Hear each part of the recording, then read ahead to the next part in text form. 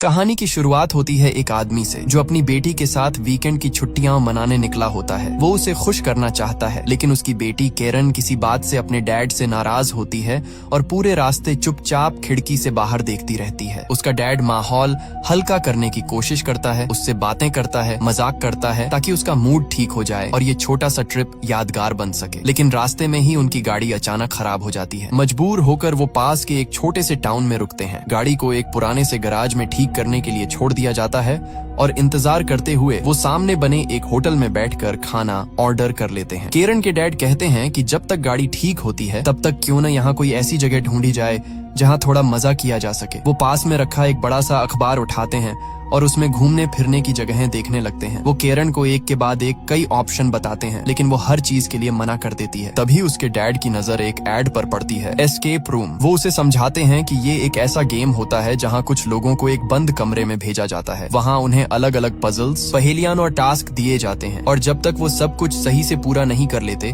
तब तक उन्हें बाहर निकलने नहीं दिया जाता। ये सुनते ही केरन की आंखों में हल्की सी चमक आ जाती है। वो कहती है कि उसके दोस्तों ने भी ऐसा गेम खेला है और उन्हें बहुत मजा आया था, इसलिए वो भी ट्राई करना चाहती है। उसके डैड तुरंत वेटरस को बुलाते हैं और एस्केप रूम के बारे में पूछते हैं। वेटरस एक पल के लिए गंभीर हो जाती है और कहती है, वहाँ मत जाइए, जो भी वहाँ गया है वो वापस नहीं आया। ये सुनकर दोनों एक दूसरे की तरफ घबरा कर देखते हैं। माहौल अचानक भारी हो जाता है। फिर अगले ही पल वेटरस हंस पड़ती है और कहती है कि वो मजाक कर रही थी, वहाँ बहुत मजा आता है और लोग एंजॉय करते हैं। ये सुनकर दोनों थोड़ा रिलैक्स हो जाते हैं और एस्केप रूम जाने का फैसला कर लेते हैं। इसी बीच केरन वॉशरूम जाती है क्योंकि उसके कपड़ों पर कुछ गिर गया होता है। जैसे ही वो अंदर जाती है अचानक लाइट्स झपकने लगती हैं। पूरा वॉशरूम एक अजीब सी खामोशी में डूब जाता है। तभी उसे बगल वाले केबिन से कुछ अजीब सी आवाजें सुनाई देती हैं, जैसे कोई अंदर से दरवाजा खोलने की कोशिश कर रहा हो। केरन का दिल जोर जोर से धड़कने लगता है। डर के मारे वो धीरे धीरे उस केबिन की तरफ बढ़ती है और दरवाजा खोलने ही वाली होती है कि उसी वक्त उसी केबिन से वेटरस बाहर निकल आती है। अगले ही पल केरन के डैड उसे आवाज लगाते हैं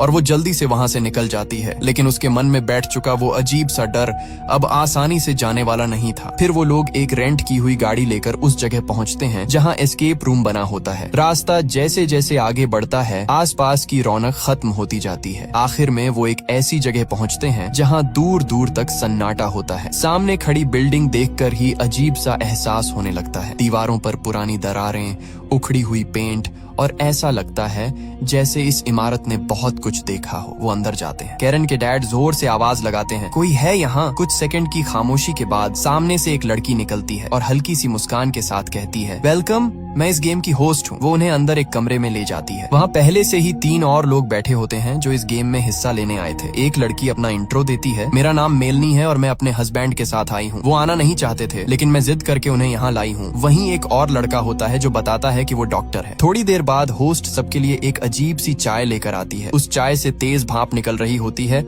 और उसकी खुशबू भी कुछ अलग सी होती है। केरन के डैड को इसमें कुछ ठीक नहीं लगता, इसलिए वो पहले सोचते हैं और केरन को भी पीने से रोक देते हैं। लेकिन जब देखते हैं कि बाकी सब आराम से पी रहे हैं तो आखिरकार वो भी पी लेते हैं। इसके बाद होस्ट कुछ एग्रीमेंट पेपर्स उनके सामने रख देती है और साइन करने को कहती है। उसमें लिखा होता है कि ये सब लोग अपनी मर्जी से यहाँ आए हैं और अगर किसी के साथ कोई हादसा होता है तो उसकी जिम्मेदारी खुद उनकी होगी। साइन होते ही वो सबके मोबाइल अपने पास रख लेती है और बताती है कि ये गेम का नियम है, कोई भी बाहर किसी से कांटेक्ट नहीं करेगा और न ही यहाँ की कोई वीडियो बनाएगा। फिर वो प्रोजेक्टर ऑन करती है और एक वीडियो चलाती है। वीडियो में एक इन्वेंटर के बारे में बताया जाता है जो अजीब अजीब एक्सपेरिमेंट करके अलग अलग चीजें बनाता था। उसी ने ये रहस्यमयी घर बनाया था, लेकिन उसके बाद से ही इस घर में अजीब घटनाएं होने लगी। कुछ लोग इस रहस्य को समझने यहाँ आए थे, लेकिन वो सब यहीं फंस गए और फिर ऐसे गायब हुए कि उनका कभी कोई पता नहीं चला। इसके बाद होस्ट उन्हें गेम के नियम समझाती है। हर कमरे का दरवाजा तभी खुलेगा जब उस कमरे की चाबी मिलेगी। हर चाबी उसी कमरे में छुपी होगी और उसे पाने के लिए पजल्स और पहेलियां सुलझानी होंगी। पूरे गेम के लिए सिर्फ 1 घंटे का समय होगा। अगर किसी को लगे कि वो मानसिक दबाव सहन नहीं कर पा रहा और सब कुछ बहुत ज्यादा हो रहा है तो वो सिर्फ वीक अप बोले और उसे बाहर निकाल लिया जाएगा। इतना कहते ही अचानक लाइट्स बंद हो जाती हैं। कुछ पल बाद मेलनी पास पड़ी एक छोटी लाइट जला देती है, लेकिन तब तक होस्ट वहाँ से गायब हो चुकी होती है। अगले ही पल कमरे के सारे दरवाजे अपने आप बंद हो जाते हैं। अब सबके चेहरे पर घबराहट साफ दिखाई देने लगती है। वो फौरन उठकर चारों तरफ देखने लगते हैं। हर कोना, हर शेल्फ, हर पुरानी चीज को ध्यान से देखने लगते हैं कि शायद कहीं कोई इशारा मिल जाए जो चाबी तक पहुंचाए। कमरे में हर तरफ अजीब अजीब पुराने और कीमती सामान रखे होते हैं। मेलनी का हस्बैंड बेचैन होकर कहता है, हम किस मुसीबत में फंस गए हैं, पता नहीं यहाँ से कब छुटकारा मिलेगा। मेलनी उसे समझाती है, सिर्फ 1 घंटे की बात है, ज्यादा मत सोचो, जल्दी करो और दिमाग लगाओ, तभी हम यहाँ से निकल पाएंगे। अब कमरे की तलाशी लेते हुए केरन को एक पुरानी सी टेप मिलती है। डॉक्टर उसे चलाता है और उसमें एक अजीब सा गाना बजने लगता है जिसमें अलग अलग जानवरों के नाम लिए जा रहे होते हैं। गाने को ध्यान से सुनते हुए वो सब कमरे में ढूंढना शुरू करते हैं। थोड़ी देर में उन्हें अलग अलग जानवरों के मास्क मिलते हैं। केरन गाने में बताए गए क्रम के हिसाब से उन मास्क को अलग अलग जगहों पर सजाती है। जैसे ही आखिरी मास्क अपनी सही जगह पर रखा जाता है, दीवार में बनी एक छोटी सी खिड़की अपने आप खुल जाती है। उसके अंदर एक तिजोरी रखी होती है जिस पर नंबर वाला लॉक लगा होता है। अब अगला काम उन नंबरों को ढूंढना था जिनसे ये तिजोरी खुले। इसी बीच मेलनी का हस्बैंड सांप वाला मास्क उठाकर अपने चेहरे पर लगा लेता है। कुछ ही सेकंड में उसके हाथ में अजीब सी हरकत महसूस होने लगती है। वो देखता है कि उसकी त्वचा के नीचे छोटे छोटे सांप जैसे कुछ हिल रहे हैं। पास ही उसे एक औरत की परछाई खड़ी दिखाई देती है। ये देखकर उसके होश उड़ जाते हैं। वो घबराकर मास्क उतार देता है और कांपती आवाज में कहता है कि चाय में कुछ मिला हुआ था और जो चीजें वो देख रहा है वो नॉर्मल नहीं है। डॉक्टर उसे समझाता है कि ये जगह ही ऐसी है, दिमाग पर असर डालने के लिए सब कुछ प्लान किया गया है। वो पास पड़ा एक लैंप उठाकर जला देता है। लाइट जलते ही मास्क पर लिखे कुछ नंबर चमकने लगते हैं। अब सब समझ जाते हैं। वो नंबर तिजोरी के लॉक में डालते हैं और तिजोरी तुरंत खुल जाती है। अंदर से एक चाबी मिलती है। चाबी से दरवाजा खुलते ही वो अगले कमरे में पहुंच जाते हैं।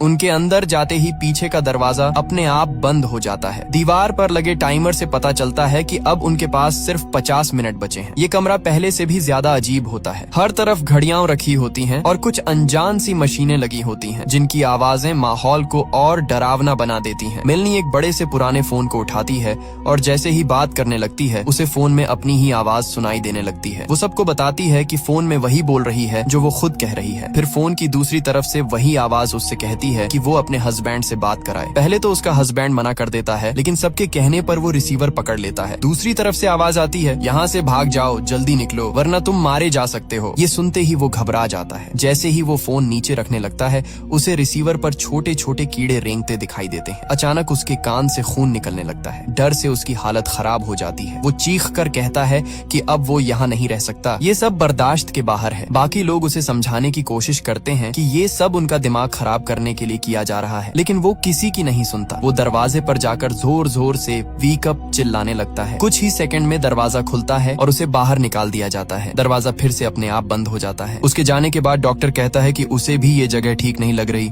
और उसे भी बाहर निकल जाना चाहिए, लेकिन मेलनी उसे रोकती है और कहती है कि ये सिर्फ एक गेम है, जैसे ही पूरा होगा वो सब यहाँ से निकल जाएंगे। इसी दौरान केरन के डैड की नजर एक पुराने टाइपराइटर पर पड़ती है। वो सबको उसके बारे में बताते हैं। तभी केरन देखती है कि एक घड़ी बंद पड़ी है और उस पर समय रुका हुआ है 10:12। वो पास रखे रेडियो पर उसी टाइम की फ्रिक्वेंसी सेट करती है। रेडियो से एक बूढ़े आदमी की अंग्रेजी आवाज सुनाई देती है। जो कुछ भी वो बोलता है केरन के डैड उसे टाइपराइटर पर टाइप करने लगते हैं। थोड़ी देर में एक लाइन टाइप होकर सामने आती है जिसका मतलब होता है 11:55। अब केरन उसी समय को उस रुकी हुई घड़ी में सेट कर देती है, यानी 12 बजने से ठीक 5 मिनट पहले। घड़ी में सही समय सेट करते ही उनकी पहली पहेली पूरी हो जाती है और कहीं से एक चाबी गिरती है। वो सब उस चाबी से कमरे के अलग अलग दरवाजे खोलने की कोशिश करते हैं। किसी दरवाजे का लॉक तो नहीं खुलता, लेकिन एक स्टोर रूम जैसी अलमारी का ताला खुल जाता है। जैसे ही दरवाजा खुलता है अंदर से तेज और सड़ी हुई बदबू बाहर फैल जाती है। भीतर कपड़े टंगे होते हैं, लेकिन माहौल इतना खराब होता है कि वहाँ रुकना मुश्किल लगने लगता है। केरन आगे बढ़कर अलमारी के अंदर झांकती है। तभी अचानक कोई उसका हाथ पकड़ लेता है। वो घबरा जाती है, लेकिन सामने वही गेम होस्ट खड़ी होती है। उसकी हालत बहुत खराब होती है। उसके पेट में चाकू घुसा हुआ होता है और खून बह रहा होता है। कांपती आवाज में वो बताती है कि वो इन्वेंटर इस घर में घुस आया है। वो पागल है और किसी के साथ भी कुछ भी कर सकता है। वो केरन से कहती है कि जल्दी से फाइनल मास्टर चाबी ढूंढो और यहाँ से निकल जाओ, वरना सबके साथ बहुत बुरा होगा। उसकी बात पूरी होते ही अलमारी का दरवाजा फिर से अपने आप बंद हो जाता है। ये सब देखकर बाकी लोग घबरा जाते हैं, लेकिन मेलनी इसे हल्के में लेती है। वो कहती है कि ये सब एक्टिंग है और ये भी गेम का ही हिस्सा है। वो तारीफ करते हुए कहती है कि क्या कमाल की परफॉर्मेंस है। ये सुनकर केरन के डैड का गुस्सा फूट पड़ता है। वो कहते हैं कि ये एक्टिंग नहीं थी, सब कुछ बिल्कुल असली लग रहा था और अब वो ये खेल यहीं खत्म करना चाहते हैं। वो जोर जोर से दरवाजा पीटते हैं और बाहर निकालने के लिए आवाज लगाते हैं। मेलनी उन्हें रोकने की कोशिश करती है लेकिन कोई फायदा नहीं होता, कोई दरवाजा नहीं खुलता। अब सबको समझ आ जाता है कि वो सच में फंस चुके हैं। वो इन्वेंटर सच में इस घर में है जिसने पहले होस्ट पर हमला किया और अब शायद वो इनके पीछे भी है। थोड़ी देर बाद उन्हें एहसास होता है कि इस कमरे से निकलने के लिए कोई चाबी नहीं है। बाहर जाने का सिर्फ एक ही रास्ता बचा है, दरवाजे के ऊपर बनी एक छोटी सी खिड़की जैसी जगह। वहाँ से निकलने के लिए किसी का बहुत पतला और फुर्तीला होना जरूरी था। ये काम सिर्फ केरन कर सकती थी। वो खुद आगे आती है और कहती है कि वो जाएगी। उसके डैड पहले मना करते हैं लेकिन उसकी जिद के आगे उन्हें मानना पड़ता है। डॉक्टर और उसके डैड की मदद से वो ऊपर चढ़ती है और किसी तरह उस छोटी सी जगह से बाहर निकलकर दूसरी तरफ पहुंच जाती है। दूसरी तरफ पहुंचकर वो वहां लगे सारे दरवाजे खोलने की कोशिश करती है लेकिन सब बंद होते हैं। तभी उसे वहां से किसी लड़की की परछाई गुजरती हुई दिखती है। वही लड़की उसे इशारे से अपने पीछे आने को कहती है। बिना ज्यादा सोचे कैरन उसके पीछे चल पड़ती है। दूसरी तरफ खड़े उसके डैड अपनी बेटी को आवाज लगाते रहते हैं लेकिन जब उसे कोई जवाब नहीं मिलता तो वो घबरा जाते हैं। आखिरकार वो एक भारी लकड़ी की चीज से दरवाजा तोड़ने की कोशिश करते हैं लेकिन यहाँ के दरवाजे इतने मजबूत होते हैं कि वो हिलते तक नहीं। उधर वो रहस्यमयी लड़की केरन को एक अंधेरे कमरे में ले जाती है। जैसे ही वो अंदर कदम रखती है दरवाजा अपने आप बंद हो जाता है। उसी पल जिस कमरे में केरन के डैड, मेलनी और डॉक्टर खड़े होते हैं उसका दरवाजा खुल जाता है। अब सबको समझ आने लगता है कि ये पूरा घर आपस में जुड़ा हुआ है। एक दरवाजा बंद होता है तो कहीं न कहीं दूसरा खुल जाता है। वो लड़की लगातार केरन को अपने पीछे आने का इशारा करती रहती है, डरते हुए, लेकिन मजबूर होकर केरन उसके पीछे चलती रहती है। वो उसे एक बहुत ही अजीब सी जगह पर ले जाती है जो किसी पुरानी लैब जैसी लगती है। वहाँ चारों तरफ एक्सपेरिमेंट से जुड़ी अजीब मशीनें और टूटे हुए उपकरण पड़े होते हैं। उसी अंधेरे में एक आवाज गूंजती है, मास्टर की ढूंढो। केरन डरते हुए आसपास देखने लगती है। तभी उसकी नजर एक लाश पर पड़ती है जिस पर कपड़ा डाला होता है जैसे उसे किसी प्रयोग के लिए रखा गया हो। जैसे ही वो कपड़ा हटाती है सामने का मंजर देखकर उसकी चीख निकल जाती है। लाश की हालत इतनी खराब होती है कि उसे देखकर किसी के भी रोंगटे खड़े हो जाएं। इधर दूसरी तरफ केरन के डैड, मेलनी और डॉक्टर उसे ढूंढते हुए बाहर निकलते हैं लेकिन ये जगह किसी भूल भुलैया से कम नहीं होती। दरवाजे अपने आप खुलते और बंद होते रहते हैं और वो लोग समझ ही नहीं पाते कि किस तरफ जाना सही है। उधर केरन जैसे ही आगे बढ़ती है वो लाश अचानक गायब हो जाती है। जब वो अगले कमरे में पहुंचती है तो वहाँ एक कंकाल पड़ा होता है। उसी वक्त उसे अजीब और डरावनी आवाजें सुनाई देने लगती हैं जैसे कोई गुर्रा रहा हो। डर के मारे वो तुरंत अगले कमरे में भाग जाती है और पीछे का दरवाजा बंद कर लेती है। बाहर से कोई जोर जोर से दरवाजा पीटने लगता है। डर से कांपती हुई केरन दीवार में बनी एक छोटी सी जगह में छुप जाती है जहां आम तौर पर लाशें रखी जाती थीं। कुछ ही पल में वो डरावनी आवाज वाला इंसान भी कमरे के अंदर आ जाता है। उधर जहां केरन के डैड, मेलनी और डॉक्टर होते हैं वहाँ का एक दरवाजा अचानक खुल जाता है और वो लोग अंदर चले जाते हैं। उनके अंदर जाते ही दरवाजा जोर से बंद हो जाता है। कमरे में एक प्रोजेक्टर और दीवार पर लगा टाइमर होता है। टाइमर देखकर पता चलता है कि अब उनके पास सिर्फ 35 मिनट बचे हैं, यानी गेम अब भी चल रही होती है। केरन के डैड गुस्से में आकर प्रोजेक्टर बंद कर देते हैं और कहते हैं कि उन्हें कोई गेम नहीं खेलनी, उनकी बेटी खो गई है और उन्हें उसे ढूंढना है। उधर केरन पर एक साथ दो खतरे मंडरा रहे होते हैं। एक तो वो जिस जगह छुपी होती है उसके पास ही एक लाश पड़ी होती है और उसी कमरे में वो डरावना इंसान भी आ चुका होता है और तभी हालात और भी भयानक हो जाते हैं। वो लाश अचानक हिलने लगती है जैसे उसमें जान आ गई हो। डर के मारे केरन की हालत बिगड़ने लगती है और उसे चक्कर सा आने लगता है। इधर डॉक्टर को एक नंबर वाला बॉक्स मिल जाता है। इसका मतलब साफ होता है कि इस बॉक्स को खोलने के लिए उन्हें इस कमरे में छुपे हुए नंबर ढूंढने होंगे। केरन के डैड कमरे की तलाशी लेते हुए पास ही बने एक और कमरे में चले जाते हैं। उसी पल उनके पीछे से एक परछाई चुपचाप गुजर जाती है लेकिन उनमें से कोई भी उसे देख नहीं पाता। केरन देखती है कि लाश में सच में जान आ चुकी है। उसका हाथ धीरे धीरे उसकी तरफ बढ़ रहा होता है। डर के मारे उसकी सांस अटकने लगती है। बहुत धीमी आवाज में वो बचाओ बचाओ कहती रहती है जैसे किसी को पुकार रही हो। इधर डॉक्टर लगातार सोच रहा होता है कि उस नंबर वाले बॉक्स के कोड आखिर मिलेंगे कहाँ से। अचानक उसे याद आता है कि जब वो इस कमरे में आए थे तो छत के पंखे पर कुछ नंबर लिखे हुए थे। उसे शक होता है कि शायद वही नंबर इस बॉक्स के हैं। वो लोग प्रोजेक्टर की रोशनी पंखे पर डालना चाहते हैं ताकि नंबर साफ दिखाई दें, लेकिन प्रोजेक्टर अपनी जगह से हिल नहीं सकता। तभी उनकी नजर पास रखे एक शीशे पर पड़ती है। डॉक्टर को एक तरकीब सूझती है। वो प्रोजेक्टर की रोशनी शीशे पर डालते हैं और उसका रिफ्लेक्शन पंखे पर फेंकते हैं। रोशनी पड़ते ही नंबर साफ दिखाई देने लगते हैं। वो तुरंत तुरंत वही नंबर बॉक्स में डालते हैं और बॉक्स खुल जाता है। अंदर से एक नई चाबी मिलती है जो अगले कमरे की होती है। उस चाबी से दरवाजा खुलता है और कैरन के डैड और डॉक्टर बाहर निकल जाते हैं, लेकिन मेलनी वहीं रुक जाती है। उसे प्रोजेक्टर में कुछ बहुत अजीब नजर आता है। स्क्रीन पर उसी की वीडियो चल रही होती है। वो देखती है कि वो बार बार घूमकर उसी कमरे में वापस आ रही है, जैसे कोई अदृश्य ताकत उसे यहीं लौटा रही हो। वो इसे पहले तो किसी गड़बड़ी या ग्लिच समझकर नजरअंदाज कर देती है, लेकिन असल में वो टाइम लूप में फंस चुकी होती है। जैसे ही वो बाहर जाने की कोशिश करती है, वो फिर उसी कमरे में लौट आती है। उसके लिए समय वहीं अटक गया होता है। बाहर निकलते ही कैरन के डैड डॉक्टर पर भड़क जाते हैं। वो कहते हैं कि उन्हें इस सब में डॉक्टर का हाथ लग रहा है और वो उस पर शक करने लगते हैं। डॉक्टर भी गुस्से में जवाब देता है कि वो पागल नहीं है और ये सब उसने नहीं किया। उधर टाइम लूप में फंसी मेलनी को अपने हस्बैंड की लाश दिखाई देती है। उसे एहसास हो जाता है कि उसे बाहर निकाला नहीं गया था, बल्कि मार दिया गया था। ये देखकर वो पूरी तरह टूट जाती है। उसी वक्त लाश का हाथ कैरन के बहुत पास पहुंच जाता है। ठीक उसी पल डॉक्टर उस कमरे में आ जाता है और दरवाजा खोलकर कैरन को बाहर खींच लेता है। कैरन बाहर आते ही डर के मारे रो पड़ती है। उसके पीछे दरवाजा फिर से अपने आप बंद हो जाता है। कैरन डॉक्टर से पूछती है कि उसके डैड कहाँ हैं। डॉक्टर कहता है कि उसे नहीं पता। कैरन उसे बताती है कि गेम होस्ट ने कहा था कि इन्वेंटर वापस आ गया है और वो सबको मारना चाहता है। फिर वो सीधा डॉक्टर पर शक करती है और कहती है कि उसे लगता है इन्वेंटर वही है, क्योंकि उस डरावने आदमी के अलावा कोई और नहीं जानता था कि वो उस कमरे में थी। फिर भी डॉक्टर सीधे वहीं आकर उसे बचा लेता है और अकेला आया, उसके डैड को साथ नहीं लाया। डॉक्टर अपनी सफाई में कहता है कि वो उसकी चीख सुनकर आया था और ये सब बस एक गेम है। थोड़ी देर में सब खत्म हो जाएगा और उन्हें बाहर निकाल लिया जाएगा। उधर टाइम लूप में फंसी मेलनी को फिर से फोन की घंटी सुनाई देती है। वो फोन उठाती है और दूसरी तरफ अपनी ही आवाज सुनती है। बिना सोचे वो कहती है, मेरे हस्बैंड से मेरी बात कराओ। और जब दूसरी तरफ उसका हस्बैंड बोलता है तो वो उसे फिर वही चेतावनी देती है कि यहाँ से भाग जाओ वरना तुम्हारे साथ बहुत बुरा होगा। यहाँ सब कुछ दोहराया जा रहा होता है क्योंकि मेलनी टाइम लूप में फंसी होती है। वो अपने ही 3 अलग अलग समय के रूप देख रही होती है, उसका अतीत, उसका वर्तमान और उसका आने वाला वक्त। इसलिए कई बार वही बातें, वही घटनाएं फिर से होती नजर आती हैं। अब जो पहली वाली मेलनी फोन पर अपनी ही आवाज से बात कर रही थी, वो असल में अपने फ्यूचर वाले रूप से बात कर रही थी। यानी वही मेलनी